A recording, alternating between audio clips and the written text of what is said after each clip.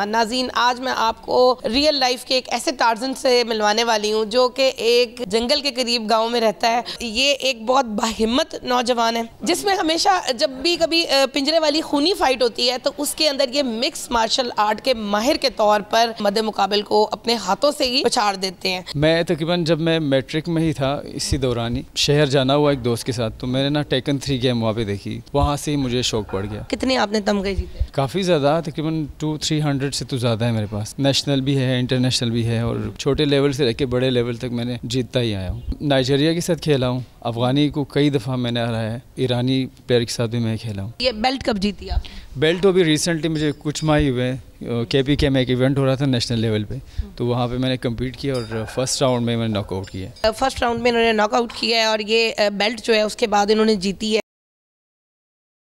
अस्सलाम वालेकुम नाज़रीन, टुडे डिजिटल के साथ मैं हूं आपकी मेज़बान आमना उस्मान। नाज़रीन, आज मैं आपको रियल लाइफ के एक ऐसे टार्ज़न से मिलवाने वाली हूं जो कि एक जंगल के करीब गांव में रहता है और मुख्तलिफ़ किस्म के जानवर जब उसके जानवरों पे हमला कर देते हैं तो वो अपने हाथ से ही उनको पछाड़ देता है और उसके बाद गाँव के लोग उसको टाइगर के नाम से याद करते हैं। मेरे साथ इस वक्त मौजूद हैं टाइगर हैदर अली। ये एक बहुत बाहिम्मत नौजवान है जिसमें हमेशा जब भी कभी पिंजरे वाली खूनी फाइट होती है तो उसके अंदर ये मिक्स मार्शल आर्ट के माहिर के तौर पर आके खड़े हो जाते हैं और अगले मद्दे मुकाबिल को अपने हाथों से ही पछाड़ देते हैं। इनके हाथ के साथ एक हादसा हुआ है और उसके बाद ये अपना काम जो है वो नहीं कर पा रहे हैं, बिल्कुल इनकी जेब भी खाली है और ये हुकूमत का एक ऐसा विरसा है कि जो मेरे ख्याल में नज़रअंदाज हो रहा है। जी अस्सलाम वालेकुम, कैसे हैं आप? वालेकुम सलाम मैम, ठीक ठाक। अच्छा हैदर, मुझे ये बताएं कि ये कितने अरसे पहले की बात है कि जिस वक्त आपके जानवरों के ऊपर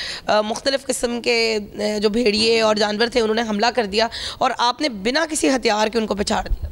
ये मैं मैट्रिक में था उस टाइम और मैं पेपर की तैयारी कर रहा था। रात 2 बजे का टाइम था, तो मैं ऐसी ना मुझे आवाज़ आई कि यार जानवर को तंग हो रहे, तो मैं टॉर्च लेके जैसे बाहर निकला तो मैंने देखा कि 3 जो है ना हाइनास जो लगड़ बगड़ होते। अच्छा। तो उन्होंने ना बकरी पे हमला किया और उसको जिस तरह खा रहे थे, तो मैं जाते मैंने उसको ना एक को मैंने मारा, दूसरे को मारा, तीसरे ने मेरे पे हमला किया। तो जैसे उन्होंने मेरे बाजू पे हमला किया और जाहिर है दूसरे भी आ रहे थे, मैंने उसका ना जो जबड़ा होता है उसमें हाथ डाला और खींचा तो उसका जो है ना जबड़ा टूट गया। जी, तो इतने में मेरा डर नहीं लगा कि मतलब मैं कोई हथियार लेके आऊँ और इस तरह मैं इतने ख़तरनाक जानवरों के ऊपर हमला कर रहा हूँ?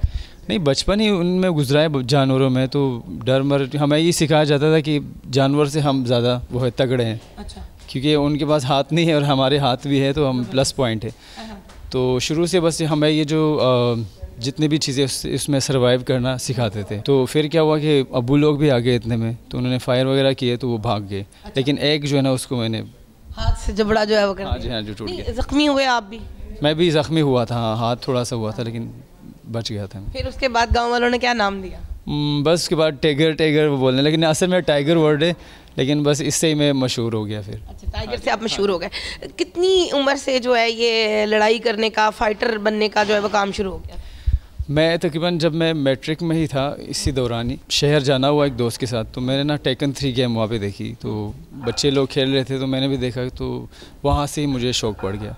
और एक मूवी में देखी थी वैन डैम की ब्लड स्पोर्ट्स। अच्छा। तो उधर से मुझे शौक चढ़ा कि मैंने यही फील्ड में आना है और इधर यही करना। अच्छा, उसके बाद फिर कितने कॉन्टेस्ट में आपने हिस्सा लिया, कितने आपने तमगे जीते? काफ़ी ज़्यादा, तकरीबन 200-300 से तो ज़्यादा है मेरे पास। नेशनल भी है, इंटरनेशनल भी है और क्लब लेवल से लेके मुझे छोटे लेवल से लेके बड़े लेवल तक मैंने जीतता ही आया हूँ। पाकिस्तान के अंदर ही सिर्फ आपने मुख्तलिफ मुकाबलों में हिस्सा लिया है या बाहर भी गए? नाइजीरिया के साथ खेला हूँ, अफ़गानी को कई दफ़ा मैंने हराया है और ईरानी प्लेयर के साथ भी मैं खेला हूँ। अच्छा जी। नाज़रीन, अगर मैं आपको दिखा सकूं तो आपको यहाँ पर इनके मुख्तलिफ मेडल्स नज़र आएंगे जो कि इन्होंने मुख्तलिफ वक्तों में जीते हुए हैं। हैदर, याद है कोई कि कौन कौन सा मेडल जो है वो आपने कहाँ जीता है? अगर कोई 1-2 आप हमें बता सकें। ये देखें, इस पर लिखा हुआ है और ये है 2018, ठीक है, नेशनल वुशु चैम्पियनशिप है, ठीक है। ऐसा ये वाला हो गया, ये 2020 में है।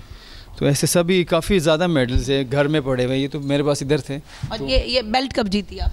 बेल्ट तो अभी रिसेंटली मुझे कुछ माह ही हुए, KPK में एक इवेंट हो रहा था नेशनल लेवल पे, तो वहाँ पे मैंने कम्पीट किया और फर्स्ट राउंड में मैंने नॉकआउट किया। देखें, ये फर्स्ट राउंड में इन्होंने नॉकआउट किया है और ये बेल्ट जो है उसके बाद इन्होंने जीती है और ये 2022 का इनका जो है वो इनाम है। हाथ को क्या हुआ है, मुझे पहले ये बताएं। हाथ को मैम इस तरह हुआ था कि मुझे ना वर्ल्ड चैम्पियनशिप में मैं सिलेक्शन हुई, तो उसके लिए मैं तैयारी कर रहा था और बड़ी टफ उसमें मेहनत करनी पड़ती है। दौरानी ट्रेनिंग की ना मेरे स्पायरिंग में मेरे हार्ट मतलब कि फ्रैक्चर हो गया। तो जब मैं गया डॉक्टर के पास, तो इधर तो लाहौर में खैर वो काफ़ी टाइम बता रहे थे और पैसे भी ज़्यादा बता रहे थे। तो मैं इस्लामाबाद चला गया, तो वहाँ से एक हॉस्पिटल था, तो वो मुझे कह रहे हैं कि 1 महीना लगेगा, 2 महीने लगेंगे। मैंने बोला डॉक्टर साहब ज़रा जल्दी जिस तरह भी हो सके, क्योंकि मैंने ना वर्ल्ड चैम्पियनशिप मैंने मिस नहीं करनी, क्योंकि मैंने 15-20 साल इस फील्ड में लगाए। तो अगर एक सिलेक्शन हो गई है तो मैं इस दफ़ा मैंने लाजमी कुछ ना कुछ कर जाना था, जीत जाना था इंशाल्लाह। तो वहाँ पे जब ऑपरेट हुआ तो उसके बाद मेरा हाथ बिल्कुल नम है और 2 महीने से बिल्कुल मूवमेंट नहीं है। काम नहीं कर नहीं जी, बिल्कुल काम कोई नहीं, फीलिंग नहीं आती? कोई भी नहीं, मतलब कि मूवमेंट बिल्कुल नहीं है। मैं सहारा दे के ना इसको उठाता हूँ। कितनी देर हो गई है इस बात को? 2 मंथ से ज़्यादा हो गए। परेशान हुए आप इसके बाद? ज़्यादा, हद से ज़्यादा, क्योंकि जो एक ख्वाब था वो पूरा होने जा रहा था कि मतलब कि एक पूरी ज़िंदगी मैंने लगाई ना, 20 साल उम्र बहुत ही ज़्यादा है। तो मैं उस चीज़ को मैंने बोला यही टाइम है कि मैं खेलूँ और मैं पाकिस्तान का नाम रोशन करूँ। तो मैं कर सकता था, क्योंकि डॉक्टर की नाअहली है। जी बिल्कुल, क्योंकि ऑर्थो का मसला था। क्या नाम है डॉक्टर साहब का?